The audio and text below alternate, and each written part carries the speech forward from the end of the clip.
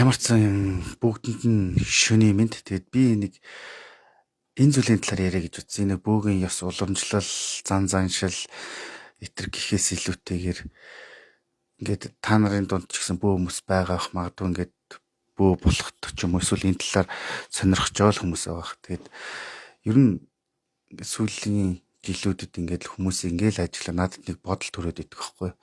Тэр бодол нь юу вэ гэхээр янз бүрийн хүмүүс надтай уулзж ирсэн, бүр янз бүрийн хүмүүс. Одоо тэр дунд бол янз янзын учир шалтгаантай хүмүүс айгүйх ирж ирсэн. Ихэнх хүмүүс нэг нийтлэг тал зүйл байдаг нь юу вэ гэхээр тэр бүх хүмүүс ямар ч буруугүй байдаг. Тэр бүх хүмүүс бүгдээрээ зовлонтой, бүгдээрээ асуудалтай. Гэхдээ тэр хүмүүс өөрсдөө ямар ч буруугүй гэж боддог. Бараг 99% тийм л байдаг. Надад ийм юм тохиолдоод байна. Амьдралд ийм болоод байна. Хэцүү байна. Болохгүй байна, бүтэхгүй байна. Мэдээж тэр хүний зовлон тэр хүндээ хэцүү л байх. Бид нөрөө учраас бид нар тэрийг мэдрэхгүй. Гэхдээ дандаа л тэр хүмүүс буруугүй байдаг.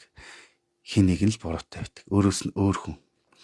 Тэг би яг энэ талаар ингэ сүүлүүд бодоод тахаар юу вэ гэхээр хүн өөрийнхөө зовлон асуудал бэрхшээлийн гол буруут нь байдаг. Яг үнэндээ боддоор бол. Гэхдээ хүмүүс эзэж тэрийг хүлээмжлэх хүсдэг. Ямар нэгэн зүйлийг өөрийнхөө амьдралд буруутгахыг хүсэж байдаг. Тэр нь надад одоо маш их анзаарагддаг. Би тэрнтэй уулзсан чинь, тэрэнд итгэсэн чинь, тэгсэн чинь гэл ямар нэгэн шалтгаан тийм л хаад. Тэг би эндээс ер нь хүн бас нэг өөртөө нэг тийм дууддаг юм шиг байгаа. Ер нь сэтгэлдээ тэр тээс юм а дуудаад байдаг. Тэрний юу гэхээр нэг амьдралдаа ямар нэгэн зүйлийг буруутгаал нэг юм хар юм тээгээд байгаа шүү дээ. Тэг яг тэрийгээ л амьдралдаа ингэж дуудаад байдаг юм шиг ажиглагддаг. Дараагийн асуудал нь урган гарсаар л баг. Яагаад гэвэл тэр тухайн хүний сэтгэл тээж байгаа зүйл нь нөгөө л асуудал, нөгөө л бэрхшээл, нөгөө л өөрийгөө зөвтгсөн хохирогчийн тэм дүртэй байгаад байдаг. Тэгэхээр амьдрал үргэлж тэрийг л өгдөг. Яг тэгэхээр сэтгэл орон зайд нь ерөөсөө өөр зүйл байхгүй байгаа учраас. Тэг энэ надад бол маш ажиглагдаад идэв. Тэгээд миний бодлоор бол хүн ер нь өөрийнхөө зовлонгийн шалтгаан юм бэл. Яг өөрийнхөө л зовлонгийн шалтгаан. Тэр хүн өвдсөн байна уу? Үр ширттэй байна уу? Амьдралд нь ямар бүтлгүүтэл байна? Шалтгаан өөрөө. Тэгэхээр би өөрийнхөө амьдралд хариуцлага хүлээх хэрэгтэй. Би өөрийнхөө зовлон бас жаргалын шалтгаан юм а гэдгийг хүн хүлээн зөвшөөрчих хэрэгтэй байгаад байгаа. Ер нь надтай ингээд маш олон асуудлаар янз янзын хүмүүс уулзж ирсэн. Тэд нар бүгдээрээ л буруугүй байсан.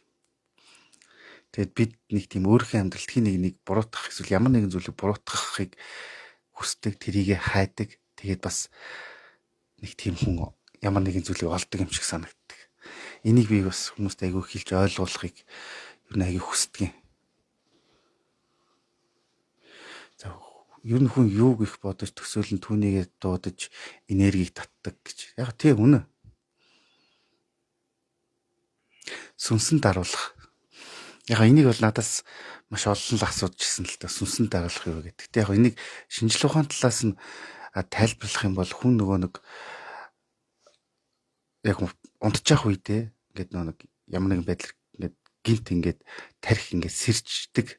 Тухайн үедээ нөгөө тарихын бие тэр хэсэгхэн хооронд нэг өдөртөхгүй хэмжээнд байдгийн гинэ одоо нэг тийм байдалтай өдөртөж чадахгүй. Яг тэр үед хүнд нэг тийм нэг даралт өгсөн юм шиг ямар нэгэн зүйл байгаа юм шиг эсвэл нэг юм хөшсөн юм шиг тийм мэдрэмж төрдөг.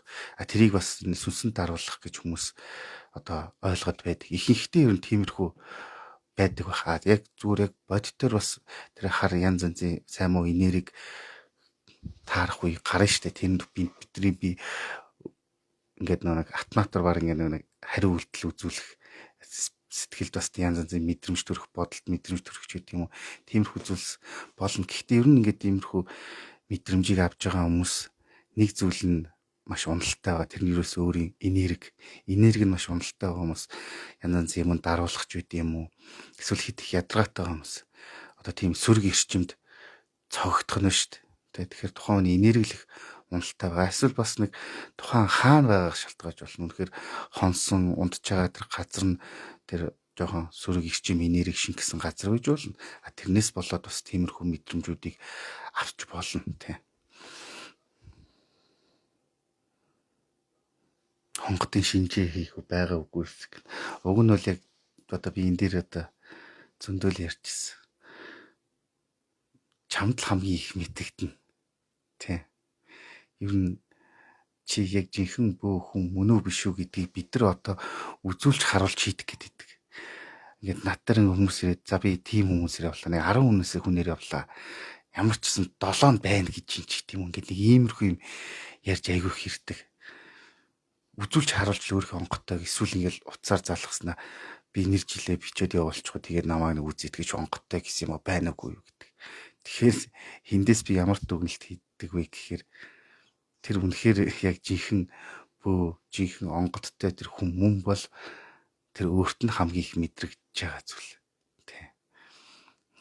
Түнснийг юм гэнэ гар дорох зүйлээр үзнэ чи онгодтой маань гэж бол тэр бол тэгэхээр инээдтэй хэрэг.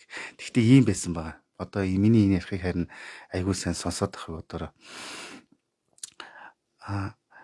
бөөг одоо бол бид нар ингээд хүнээр үзүүлээд ингэж тойрж яваа шийдэх гэдэг нь одоо би бөө юу биш үү гэл нэг 10 20 хүн дээр очиод за нэг 50-аас дээш хүн тийм гэж яхан бол нэг бөө болчих гэдэг ч юм нэг иймэрхүү сэтгэв. Ухтаан бол ингээд хуучин цагт яг жинхэнэ бөө болох тэр онгодтой хүнийг хүүхд байхаас л мэддэг байж. Одоо ер нь хүүхд байхаас нь одоо энэ хүүхд тодорч шүү, энэ цаана юм байна шүү гэдэг ч юм уу тэр багасаа л тэр онцгой байдаг гэж юм. Тийм бөөгийн онгодтой жинхэнэ бөө болох юм бол төрхийн онцгой байдаг. Тэгээ тэр хүүхдийг ингэ хараад за энэ нь тэдэн насандаа л одоо ер нь хуур атгуулмаар юм байна даа ч гэх юм уу тий. Анханаас нь ингээд ерөнхийдөө бол ингээд мэдчихийдэг байгаа. Одоо настай хүмүүс. За одоо энийг нэг тэд хүрэхээр нэг тэр хүнд нэг шав оруулъя даач гэдэг юм уу эсвэл нэг за нэг тийм хөрхээр нэг тийм бариулъя тийм үгүй доо гэдэг ч юм ингээд төрхөөс нь тэр шинжин тодорхой учраас баг багаар тэр бараг ингээд амьдралдаа ингээд бараг бэлтгэгддэг байсан байгаа. За энэ хүүхдүүд тодроод шүү тийм нас хол байлгаараа ч гэдэг юм уу тийм ингээд тийм байж одоо болохоор зүр хүмүүс ингээд 5 10 хүнээр явж одоо шийдвэрлэх гэдэг юм жоохон над бол жоохон утгагүй санагддаг.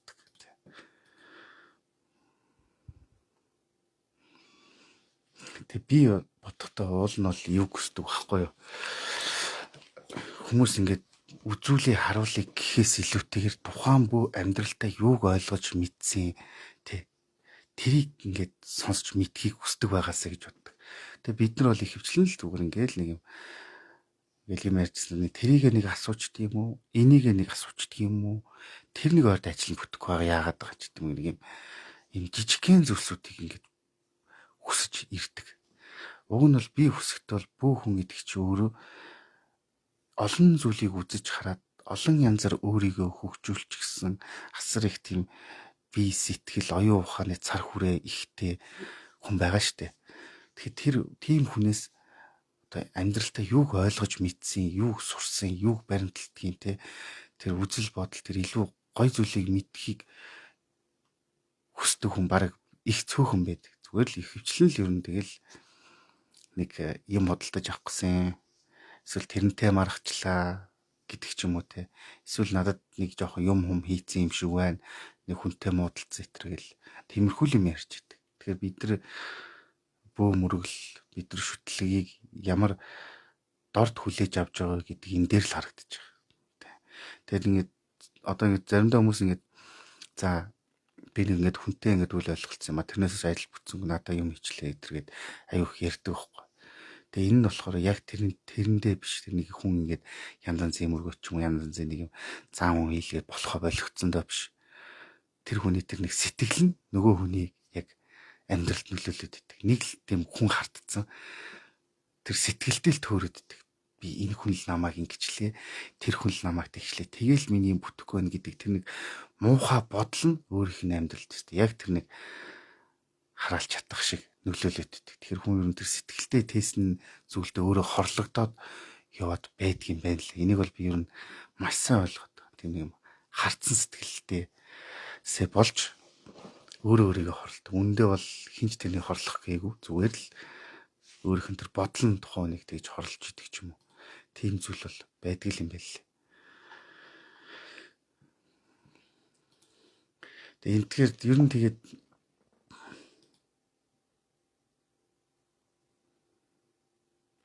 хүн бүрийг дааж хариуцаж хамгаалдаг тэнгэр байдаг гэж сонсож байсан бөө удган болох биш тухайн хүнийг харж хамгаалдаг тэнгэр байдаг гэж үүн дээр хэрэг санал нийлдэг вэ? Зарим хүмүүс бөө болох хүсэл мөрөөдөл гой сайхан гэж харж туйлшраад тухайн тэнгэрээ тогшуулаад мэлмигээ нээх ч юм уу өөрийгөө андуу индүү бодох зүйл байдаг гэж сонсож байсан юм байна.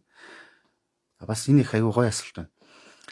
Тийм би бас энэс яг ерөөдөө бол санал нийлд хүнд бас нэг өөрийг нь ялангуяа нэг ийм юм байдаг ш. Монгол хүнийг нэг харж авдаг тийм заяа тэнгэр байдаг тий. Тэр нь Монгол төр хүний бэлгээр хоолж явдаг. Тийм болохоор бид нар нэг амны бэлгээс ашдын бэлэг ч гэдэм үү гэж ярьдаг. Гэхдээ бид их муу мухай юм бодвол их муу мухай юм яриад тахаар тэр нь жигшээд явцдаг. Тийм хүнийг бид нар тэнгэр нь хайсан, заяа нь хайсан гэх мэт ярьдаг. Тэгэхээр тийм бидний харж явдаг тийм зүйл байдаг. Энд би бол итгэдэг гэдгээс илүүтэйгээр ер нь мэддэг.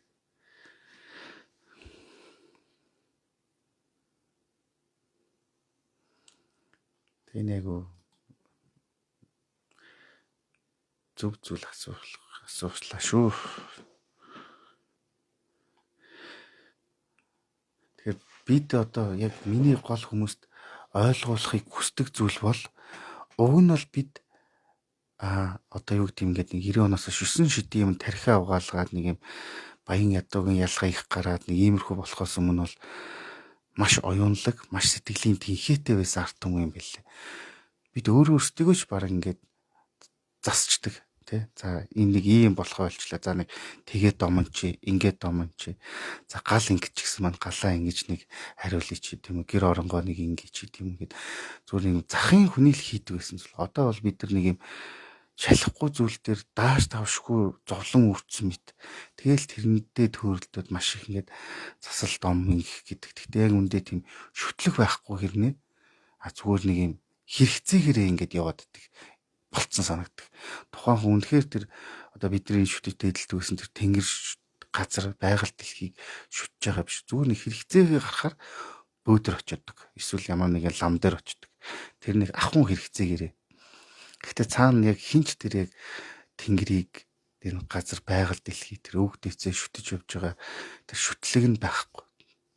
Надад тэгж ерөнхийдөө анзаардаг. Тэгэхээр бид яг ингээд шүтлэгтэй гэж ярих боловч зүгээр хэрэгцээндээ тааруулж ямар нэг юм шүтэх гээд байгаа юм шиг хандлагатай байдаг. Чи ийм ажил хөөцөлтөд энийг бүтээгээд өгч тэгвэл бараг шүтээ гэж байгаа юм шиг. Иймхэн л хямдхан болсон. Угтаан бол бидний амьдралд юу ч тохиолдоогүй байсан ч бид байгаль дэлхий, уул ус, өвөг дээдс, аав ээж энэ болгоныхоо дээдэлдэг, шүтдэг байсан. Заавал бидний амьдралд ямар нэгэн зүйл тохиолдох албагүй. Заавал зовлон зүдгүүр тохиолдох албагүй. Тийм л байсан. Одоо бол зүгээр нэг юм ахын хэрэгцээн дээр л нэг юм шүтдэг юм шиг болчиход байгаа байхгүй юу? Тэр миний ингээд хүмүүст ганц ойлгуулахыг хүсдэг зүйл шүтлэг гэдэг бол үзүүлж харуулах биш ээ. Шүтлэг гэдэг бол засал дом хийлэхтэй ч биш.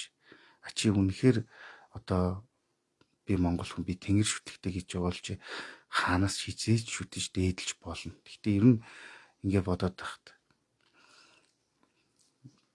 юунд ч үтсэн бэ? Ер нь тэр хүн зүгээр өөр зөвл байх л ёстой юм бэл. Түнс бид нэг ямар нэгэн алдаа гаргачаад тэрнээсээ олж шүтгэхтэй биш. Тэр бидний өнөөдөр ингээд нэг юм хайгаад ирээд бүр ингээд нэг юм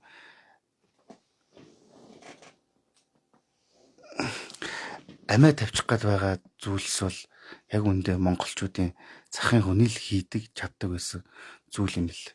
Тэг би болохоор ингээд бөө хүмүүсийг бас нэг ийм байгаасаа гэж хүсдэг байхгүй юу. Зүгээр би өөрөлж тэгж л хичээдэг. Зөвхөн ингээд нэг хүнийг үзээд эсвэл зүгээр засал хийгээд өнгөрөхтэй биш. Тэр хүнд өөрийнхөө үгээр ухаанаар бас амьдралын мөн чанарыг ойлгуулах тийм чадвартай байгаасаа гэж хүсдэг. Тухайн хүний амьдралд яг юу дутагдаад байгаа вэ те яг яах ёстой вэ гэдгийг зөвхөн засал домоор биш бас өөрийнх нь амьдралдаа үзэж туулснараа ойлгож ухамсарласнараа зөвлөдөг байгаасаа л гэж хүсдэг. Хүмүүс ч гэсэн тэрийг тийм зөвлөгөөг авахыг хүсдэг байгаасаа л гэж боддог. Яг тэр мэрэг төлөв гитэр бол байдаг л зүйл. Өдөр тутамдаа гаргадаг л зүйл. Тэгээ ялангуяа одоо яг над руу ингээд бөө болоод удаагүй ч юм уу эсвэл бөө болох гээд ч юм уу ингээд эсвэл онготой үгүй гэл хүмүүс тийм хүмүүс аягүй холбогддог. Яг тэр хүмүүс холбогдож болно тэр ямар ч асуудалгүй. Гэхдээ тухайн хүмүүс би онготой юу мөн үү биш үү гэж ингээл хүн болгоноор асууж явахын оронд тэр хүн өөрөө би хэр их одоо би яг ямар төвшөнд байгаад байна вэ? Тэгвэл бөө бош тэр онгодтой нөхцөхийн тулд би ямар хэмжээнд өөрийгөө авч явах ёстой вэ гэдгийг хамгийн түрүүнд бодох хэрэгтэй. Энэ янз бүрийн ёс заншлаас илүүтэйгээр тухайн хүн асар их сэтгэлийн тэнхээтэй, төвчээртэй байж сурах ёстой юм билээ. Түнс бид бол бүгдээрээ л жижиг сажиг алтай гаргачлаад яг бодит амьдрал дээр бол бид бүгдээрээ л хүмүүс гэхдээ зарим нь зүгээр ингээд алдаатайгаа зуралдаад тэрэндээ хин нэг буруутгахдаг бол зарим нь өөрийнхөө алдаатай өөрөө зуралдаад зөв буруугийнхаа эзэн өөрөө болоод бас үргэлж өөрийгөө өчигдрөөс илүү байлгах гэж хичээж явдаг.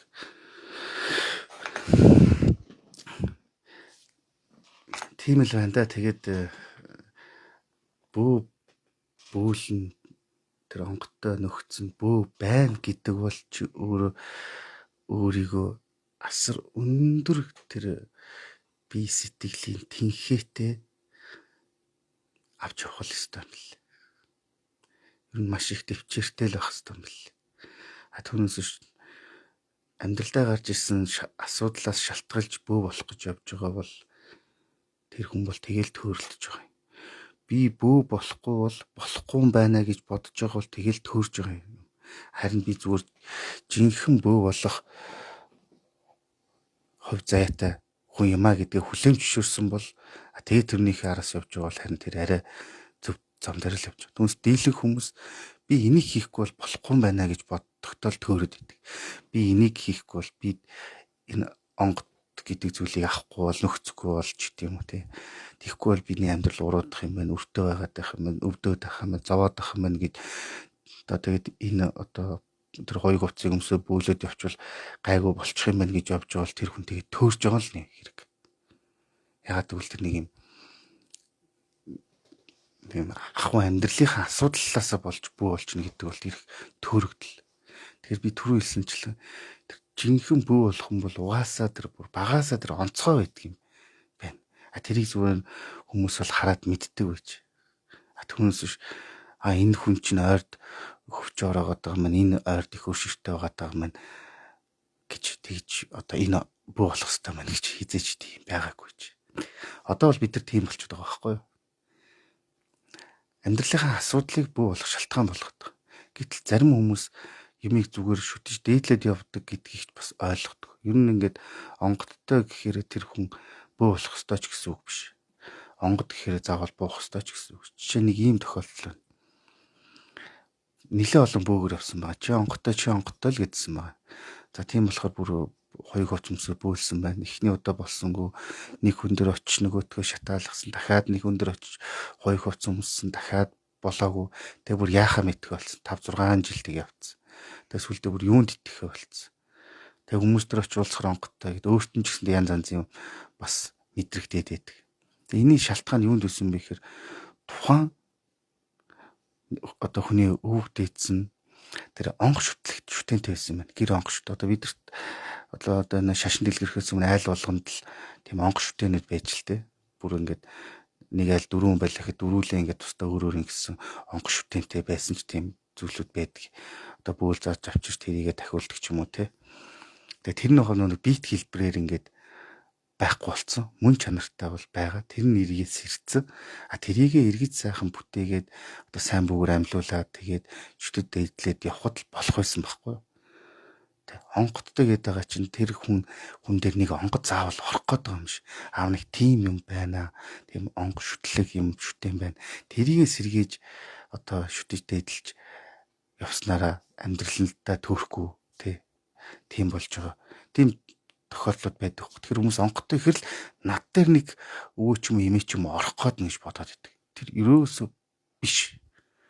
Энийг бас хүмүүс айгуу сайн анхаарч үзээсэй л гэж боддог. Тэгээд яг би ингээд зарим зүйл дээр ингээд айгуу шүүмжлэлтэй ханддаг ч гэсэндээ тэр ингээд би яг ингээд шүүмжлэх гээд байгаа даа биш. Гэхдээ яг бодит байдал дээр бол яг тэгж үнэн хэлхээс өөр харахгүй байгаад байгаа байхгүй. Яг ингээд судлаад үзсэн ч тэр ойлгож ухамсарлаад яасан ч тэр бидний өнөөгийн Монголын бөө мөргөл бид нар бөө ийм байдаг гэж итгээд байгаа зүйлийн ихэнх нь үнэхээр хотлоо байдаг. Тийм болохоор би хин нэг үүсгэх гээд магадгүй заримдаа би хэтрүүлдэг ч биш магадгүй. Гэхдээ хин нэг үүсгэх гээд эсвэл худал хором болох гэдэг биш. Яг бот үнэл дээр юм чи. Яаж бид нар бөө мөргөл ямар байсан бэ гэдгийг судлаад таниад үзэх юм бол өнөөгийн бидний ихэнх зүйл байгаагүй. Дандаа л нэг юм 2000 оноос хойш зохиосон эсвэл хин нэгэн хүний ингээд зохиосон зүйл нь Монгол бөөгөө ёс юм шиг хүмүүст ингээд түгчгсэн л байгаад байдаг. Тэгээд дийлэнх нь жоохон мухар сүсгийн талтай. Гэтэл бид хизээж тийм их зовлон тоож тэгж мухар сохроор юмд ханддаг байгаагүй. Маргааш ямар өдөр болох вэ гэдгийг захын чавганц л мэддэг байж нэр. Зүгээр ингээд ямар өдөр бөө хүмүүс тэр бол айлд ороод л тэр айлын цайг амсаал галыг сонсоол тэр айлд ямар хэрүүл ямар болохгүй юм байна гэдгийг мэддэг. Захын л хүн үр хүүхдийнхээ толгойг барьцдаг. Захын л хүнийг ойр зүрийн юм мэрэгчлэх төлөвлөх юм мэддэг те. Ямар ч хүн нэг захын л нэг хүн зүгээр нэг ингээд нэг ойр зүрийн дом мом хийчдэг, үр хүүхдээ ширгэлцдэг ч байд юм уу. Тиймэрхүү байж. Тэгээ бид нэг тийм амьдралд ингээл нэг тийм зовлон доочоод тэгээд яваад байдгүй байж. Ер нь бол юм янз зовлон доочоол. Яг тэгэхээр бид байгаадаа сэтгэл хангалуун хэрэгцээнээс илүү зүйл шундгүй тийм л энгийн бөгөөд асар ёс суртахуунтай асар сэтгэлийн тэнхээтэй зоригтой тийм бас дайчин тийм л хүмүүсж тийм л одоо хүмүүсийн үр хүүхэд байж бид одоо бол бид нэг юм эмзэг тэгээд сул дорой их зовлон тоочдог тэгээд амьдралынхаа асуудлыг заавал ямар нэгэн зүйл дээр юм уу хин нэгэн дээр тоох гэж үздэг гэртээ байгаа нэг эд зүйлийг хүртэл өөрийнхөө амьдралдаа буруутгадаг ч юм уу тийм болчихсон. Өчигдөр авсан хувцаснасаа болоод өнөөдөр зовцсон юм шиг тийм хүнээс нэг тийм авсан чинь буруутчлаач гэдэг юм нэг ийм болчихсон. Тэгээд маш их юм хүснэ амьдралаас. Гэхдээ эргээд юу хүлээ гэж ерөөсө боддог. Нэг савтаа сүү аваад өргөчүүл болох юм шиг. Тийм л агуу тийм яг би бүгдийг гээгүй шүү. Гэхдээ ер нь дийлэнх нь л тийм юм шиг надад санагддаг. Яг мэдээж бид нар бүгдээрээ л ямар нэгэн байдлаар алдаа харагдаг. Ер нь бид юу юм бэлээ? Одоо би нэг зүйл дээр бол яг бүр бат итгээд байгаа нь энэ бүгдэд байгаа юм байна. Бид бүгдэд. Бид өөрсдийнхөө амьдралаас илүү бусдын амьдралыг сонирхдаг. Өөрсдийнхөө шүүхээс илүүтэйгээр бусдыг шүүх гэж оролдохдоо маш их төөрд юм бэлээ. Би өнөөдрийгөө яаж өнгөрөөсөн бэ гэдэгтээ биш хачаал эсвэл тэр хүн хинтээ хэрэлцэн хинтээ муудалцсан яасан ямар алдаа гаргасан тэрийг шүүж өгдөг. Эндээ бид их төөрч өөртөө нэг юм зовлон чирч явдаг. Хүний өмнөөс уурлна, хүний өмнөөс бухимдна тэгээд өөртөө бид нар ямар ч буруугүй юм шиг амьдрахдаг. Өөртөө ямар ч асуудалгүй юм шиг ингэж одоо байхыг хүсдэг. Гэхдээ яг өөрийнхөө асуудалтаас биш хүний асуудалтай дэндүүх зурлалтаараа л аягүй их төөрөлддөг. Энэ бол ер нь бол бид бүгдэд л байгаа юм бэл. Эсвэл миний харж байгаа үзэж байгаа уцаж байгаа хүмүүст байдаг юм уу мэдэхгүй юм. Тэгээ нийтлэг тийм болчихсон. Бас бид яг ингээд юмд итгэж үтж байгаа биш зүгээр л өнөөдөр маргааш нэг зүйлийг асуухыг л шүтлэг гэж андуурдаг болчихсон. Бас бид хитрхи хэрэгцээнээс илүү зүйлд шундаг, бас хитрхийг бусадтай өрсөлдөж амьдрдаг. Бас хэрэгцээнээс хитрхи их зүйл овоолчоо тэрэндээ төөрч явдаг, нөгөөтгөө аргалах гэж нөгөөтгөө зэгцэлэх гэж тий. Тэгээ бид өөрсдөөс илүү бусдыг хэтэрхийх шүүдэг. Бид өөрсдөө ямарч буруугүй юм шиг тэгээ бусдыг ямар нэгэн зүйл буруутгахыг хүсдэг. Эндээ бид маш их зовлон тээж явдаг. Яг л хүмүүс ингэ ажиглахад нэг шууд отаа шороо үрээд яваад байгаа байхгүй юу? Тэрийг хачвал болох юм. Зарим зүйлийг зүгээр хүлээн зөвшөөрөх хэрэгтэй. Зарим зүйлийг зүгээр өнгөрүүлдэг байх хэрэгтэй. Тэгэхэд бид ингээд ийм сэтгэлтэй хэссэн шидийн юм тэлчээд тэрэндээ зовж амьдэрдэг. Тэгэхдээ тэр зовлонгийнхаа шалтгааныг өөр нэгэн дээр тоххыг л оролдог. Ийм л зүйл их ажиглагддаг та. За асуух юм байвал асууж болно.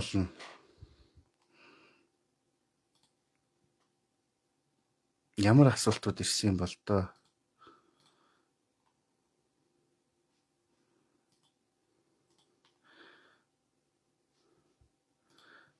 Асуулт байвал тэгээ бичээд яваарэ. Мэдгүй л ч нэг тийм айхтар асуултууд байгаа юм уу?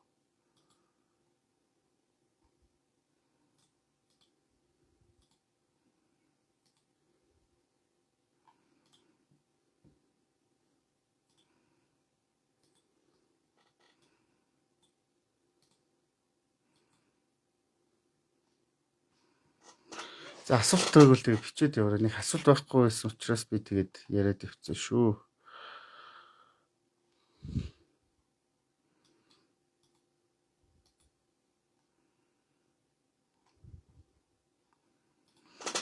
За тийм л байна да. Тэгээд яг миний хэлхийг хүссэн санаа бол ерөөсөө л уг нь бид өөрсдөө сайн харж ажиглаж чадах юм бол биднэрт өөрсдөнд маань их асуудал байгаа. Бас маш сайн ажиллаж харж чадах юм бол биднэрт бас өөрсдөнд маань аврал байгаа. Юмд итгэн шүтнэ гэдэг яг тухайд маш их сэтгэлийн тэнхээ, магадгүй нэг тийм урам зориг өгдөг, тий бас тодорхой хэмжээд бодтоор нөлөөлдөг ч баг. Гэхдээ тэгээд тэр хинээр дамжиж үлддэгтгөө чамаар л дамжиж. Тий. Чи урдаа байгаа усыг уухын тулд гараа хөдөлгөх хэрэгтэй. Тэрнтэй л адилхан. Тийм л байна да. За тэгээд өнөөдөр нэг сунжрахгүй яана ч бас хэр удаан хөргөлчилж тэ 30 гаруй минут. Тэгээд ер нь ингээд чатаарч тэр аюу уцаарч тэр залгаал хүмүүс аюу түгээмэл зүйлүүдийг асуудаг учраас бас тэрэнд хариулт өгье л гэж зорилоо л доо.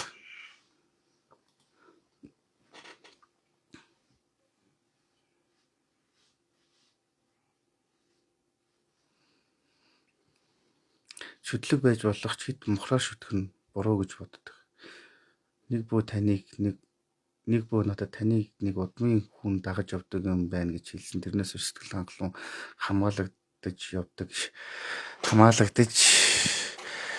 гэж бодож байгаа гэнэ. Тэр хүн маань болохгүй юмыг боль гэхэд би мэдрэгүйгээс алдаа гаргадаг.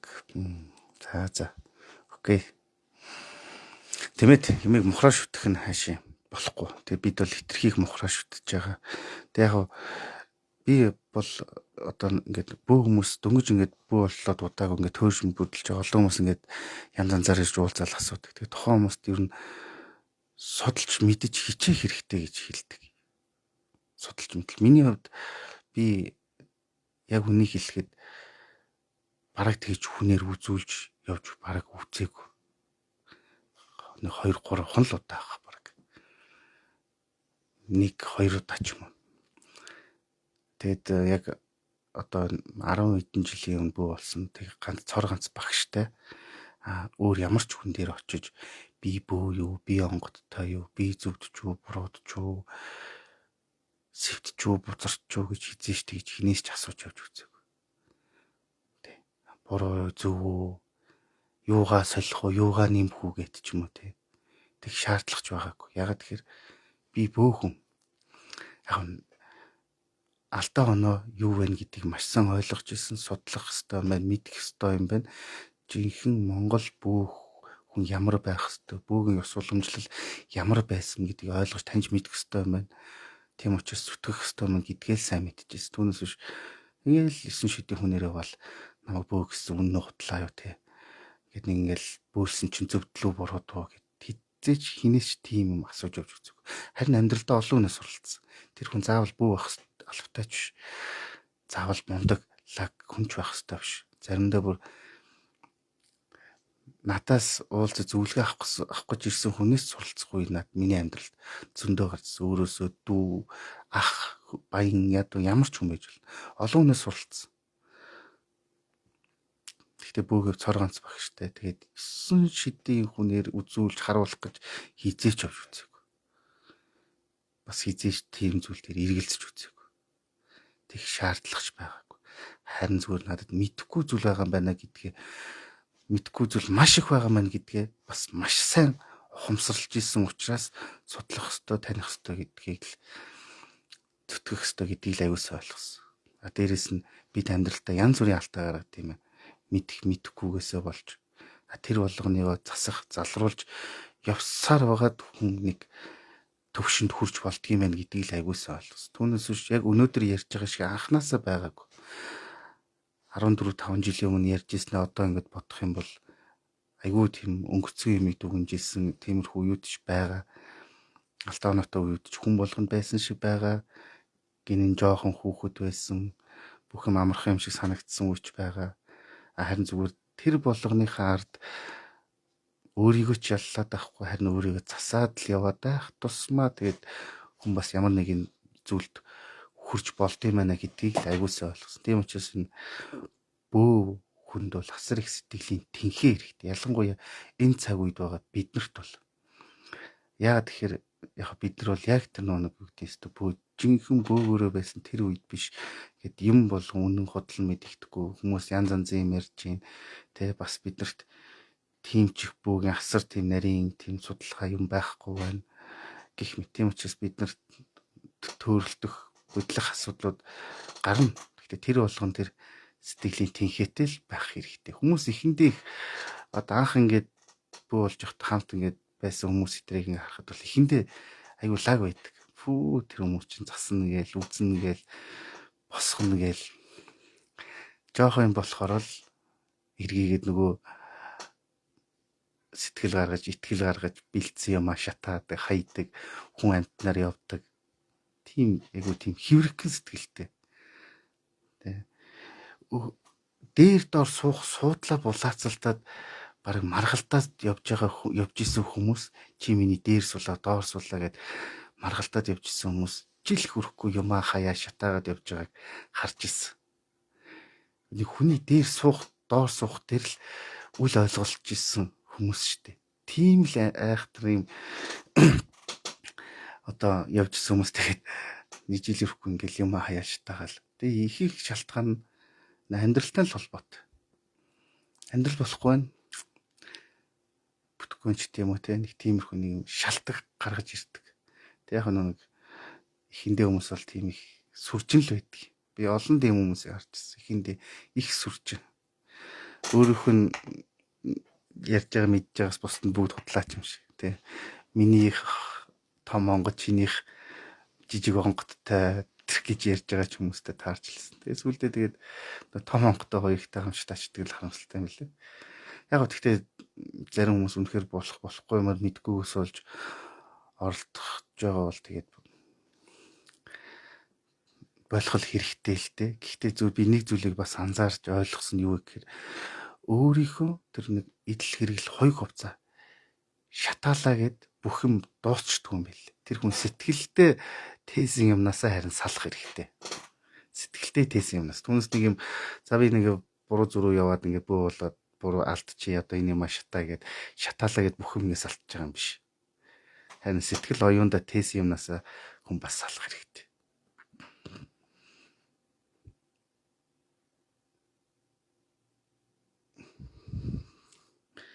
Хэврэгхэн сэтгэлээр маш таагаад өөрт нөлөөлөх зүйл гэнэ үү? Гэхдээ яг тэ тэгээд заримж ондгол бах, заримж алддаг л бах. Тийм. Гэхдээ анханасаа л бас тийм өнгөцгөн зүйлээс болж энэ зүйлээр одоо энэ бөөгэд мөргөл энэ онгод гэдэг зүйлээр бас оролдохгүй байх хэрэгтэй байхгүй. Тэгэхээр анханасаа л би хэр хэмжээний хүн бэ гэдгээ сайн мэдэх хэрэгтэй. Эсвэл энэ зүйлийг хийхэд би бэлэн байна уу гэдгээ сайн мэдэх хэрэгтэй. Тэ. Ховсын талаар би ховсын талаар хийсэн подкаст угна YouTube дээр байгаа. Тэ. Нилээ ярьсан. Яг энэ орчин цагийн ховс бол Монголд бол нэлээд бус орнуудад бол сүүлд орж ирсэн. Одоо эмчилгээний ховс ч гэдэг юм уу, сэтгэл заслын ховс ч гэдэг юм уу, иймэрхүү зүйл дээр дорж ханд гих мэт иймэрхүү хүмүүс хамгийн анхны Оросд суралцаад сэтгэл заслын эмчээр Оросд суралцаад анхны орчин цагийн техникийн ховсуудыг бол яг эзэмссэн байдгийн. Батбаяр гэж хүн байлаа.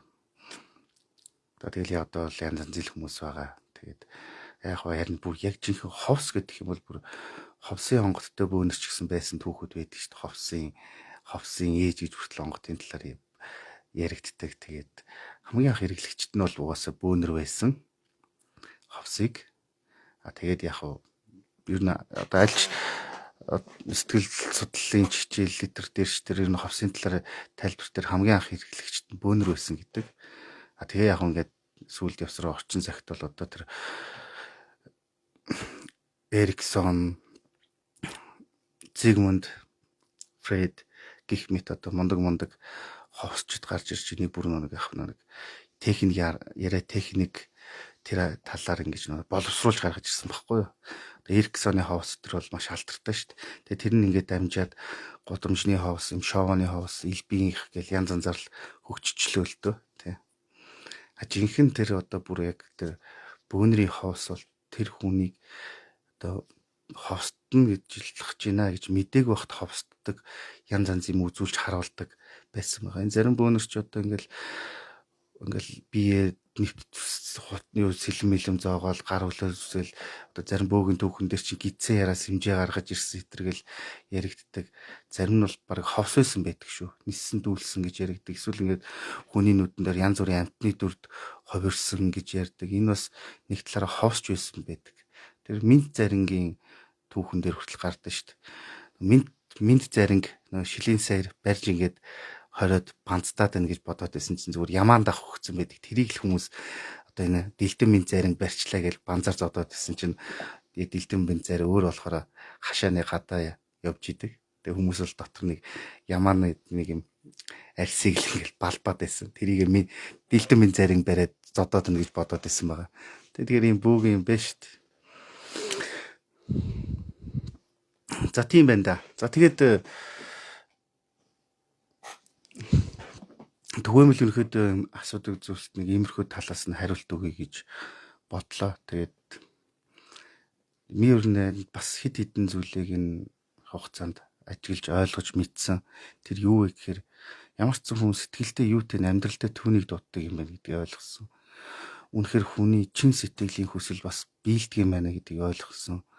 Хүний амьдрал яаж өөрчлөгдөж болдгийм байна гэдгийг ойлгосон. Бас бид хэрэгцээнээс илүү хитрхи их зүйлийн араас гүйсэндээ стресстэй зовж явдаг юм байна гэдгийг бас аюулсаа ойлгосон.